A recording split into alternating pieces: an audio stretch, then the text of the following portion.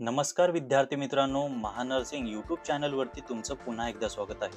विद्यार्थी मित्रांनो, आज एम एच नर्सिंग सीईटीने प्रोव्हिजनल सिलेक्शन लिस्ट कॅपराऊंड सेकंडसाठी पब्लिश केलेली आहे. विद्यार्थी मित्रांनो, महानर्सिंग यूट्यूब चॅनलच्या थ्रू अनेक विद्यार्थ्यांना वेगवेगळे कॉलेज लागलेले आहेत. त्यामध्ये गव्हर्नमेंट कॉलेज असो किंवा प्रायव्हेट कॉलेज असो, तर अशा सगळ्या विद्यार्थ्यांचे हार्दिक अभिनंदन.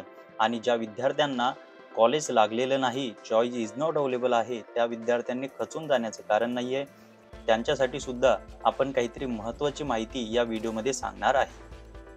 आता एकंदरीत सिलेक्शन लिस्ट कशी डाउनलोड करायची, त्यामध्ये काय काय कंपोनंट तुम्हाला बघणे आहे, ॲडमिशन प्रोसेस केव्हा करणे आहे आणि महत्त्वाचं सिलेक्शन लिस्टमध्ये काय आहे हे सुद्धा तुम्हाला समजून घेणे खूपच महत्त्वाचं आहे. कारण हे प्रवेश प्रक्रिया असते. यामध्ये एक किंवा दोन गोष्टी जर तुम्ही निग्लेक्ट केले तर नक्की तुमचा प्रवेश हा रद्द सुद्धा होऊ शकतो. तर विद्यार्थी मित्रांनो, तुम्हाला स्क्रीनवरती शो होत असेल की आपण एम एच नर्सिंग सीईटीच्या ऑफिशियल वेबसाईटवरती आलेलो आहे. त्यावरती तुम्हाला नोटिफिकेशनमध्ये provisional selection list BSc nursing CAP round second दिसते. त्यावरती जेव्हा आपण क्लिक करतो तेव्हा आपण ऑफिशियली सिलेक्शन लिस्टवरती जातो. ठीक आहे. आता एकंदरीत या सिलेक्शन लिस्टमध्ये काय काय गोष्टी तुम्हाला बघायच्या आहे या सुद्धा मी प्रॉपर तुम्हाला डिस्कस करणार आहे. सुरुवातीला तुम्हाला दिसत असेल की एम एच नर्सिंग सीईटीने same as it is CAP round एक सारखं सिलेक्शन लिस्ट पब्लिश केलेली आहे. आता एका स्टुडंटवरून पूर्ण गोष्टी समजून घेऊया. बघा, सिरियल नंबर 1, SML नंबर 1 म्हणजे ज्याची रँक SML नंबर 1 आहे, त्याचा नेम वगैरे इथं शो होत असेल. जेंडर फिमेल आहे, कॅटेगरी OBC आहे. त्यानंतर आहे quota open, same as it is ती मुलगीला जास्त पर्सेंटेज असल्या कारणाने ती ओपन कॅटेगरीतून सिलेक्ट झालेली आहे, म्हणजे इयर मार्किंग डोनर आहे. ठीक आहे.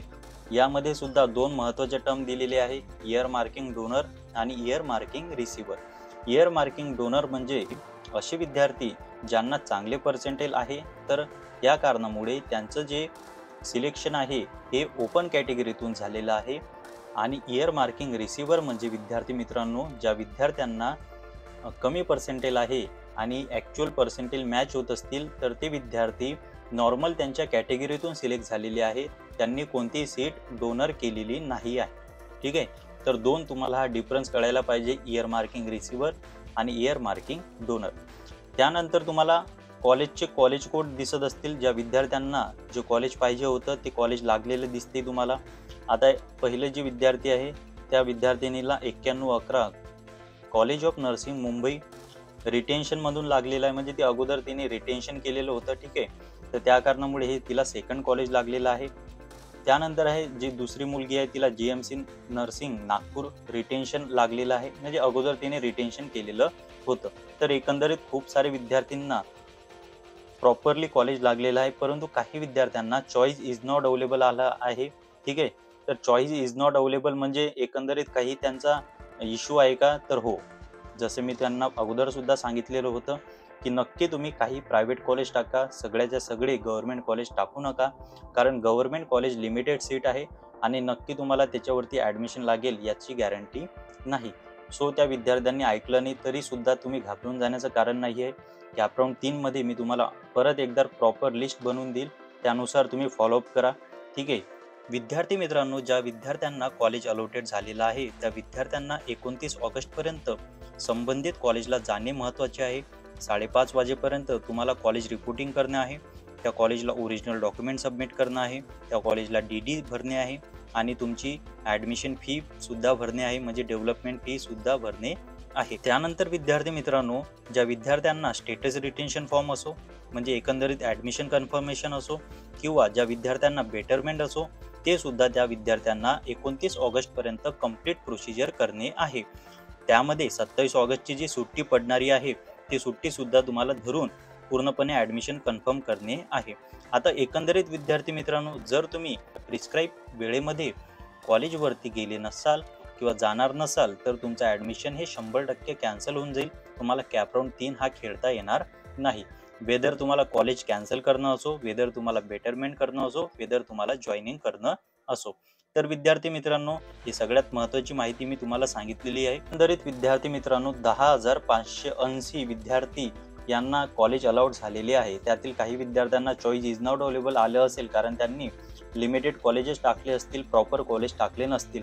परंतु तुम्हाला यामध्ये आणखी शोध असेल की खूप साऱ्या विद्यार्थ्यांना नवीन कॉलेज लागलेले आहे, जसे उदाहरणार्थ श्री साई नर्सिंग कॉलेज छत्रपती संभाजीनगर, जे मी तुम्हाला कालच्या व्हिडिओमध्ये सांगितले होतं की ज्या विद्यार्थ्यांना कमी पर्सेंटेज आहे त्या विद्यार्थ्यांनी नक्की प्रायव्हेट नर्सिंग कॉलेज जे नवीन ओपन झालेले आहे ते नक्की कॉलेज प्रेफरन्स लिस्टमध्ये टाका. आता प्रश्न पडतो की जे विद्यार्थी सिलेक्ट झालेले आहे आता त्यांनी पुढे काय करायचं. तर अशा विद्यार्थ्यांनी सुद्धा एक प्रॉपर प्रोसिजर असते, ज्यावरती मी कॅपराऊंड 1चा व्हिडिओ बनवलेला आहे. तरी सुद्धा मी नवीन एक व्हिडिओ घेऊन येणार आहे की जे विद्यार्थ्यांनी बेटरमेंट केलेलं आहे, ज्या विद्यार्थ्यांनी रिटेन्शन केलेलं आहे किंवा ज्या विद्यार्थ्यांनी कॅन्सलेशन केलेलं आहे परंतु त्यांना कॅप सेकंडमध्ये नंबर लागलेला आहे, त्याच विद्यार्थ्यांसाठी कशी प्रोसिजर असणार आहे, ॲडमिशन प्रोसिजर कशी असणार आहे, बेटरमेंट प्रोसिजर कशी असणार आहे, यावरती आपण सखोल माहिती घेऊन येणार आहे.